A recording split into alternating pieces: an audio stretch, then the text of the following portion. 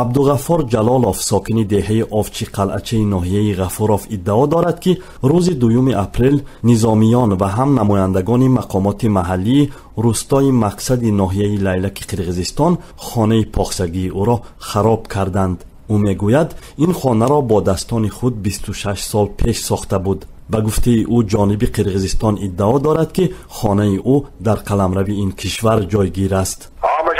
که اطلاع شو با شکست شده که خور رفته تکون دو خونه ویانده یک اوغلی 20 متره منانده یک خونه دو اوغلی 20 متره بود چوتمی 5 تا ماشینای سوگراوگی تراکتری کلون. مصاحبم افزود که مقامات قرقیز قبل از ویران کردن منزلش او را به دادگاه ناحیه لیلک قرقیزستان دعوت کرده جریمه بستند. من گفت که چیزی وجود تو زمین قرقیز به گذاشتگی گفت.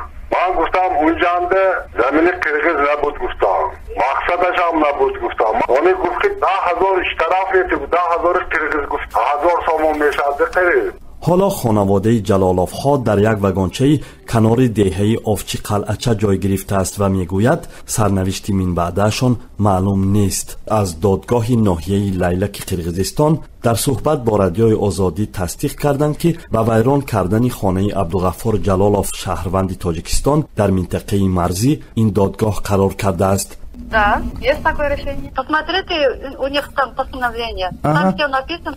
ولی خود عبدالغفار جلالوف و مسئولان ناحیه غفورov این را که دادگاه قرقیزستان به جلالوف نسخه قرار خود را داده است رد میکنند.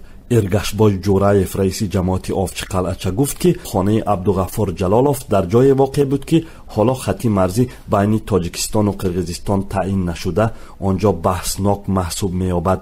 ولی خدایبردی تاجیبایف رئیس جماعت قانوندی قرقیزستان همسایه با جماعت آفچی قلعچه تاجیکستان میگوید آن زمین متعلق به کشورش است. جلالوف افزود خانه‌اش را سال 1991 ساخته از زمین خواجگی دهقانی ناحیه غفورov جویبار کافته یک قطعه خرد زمین کنار آن را آباد و سرسبز گرداند.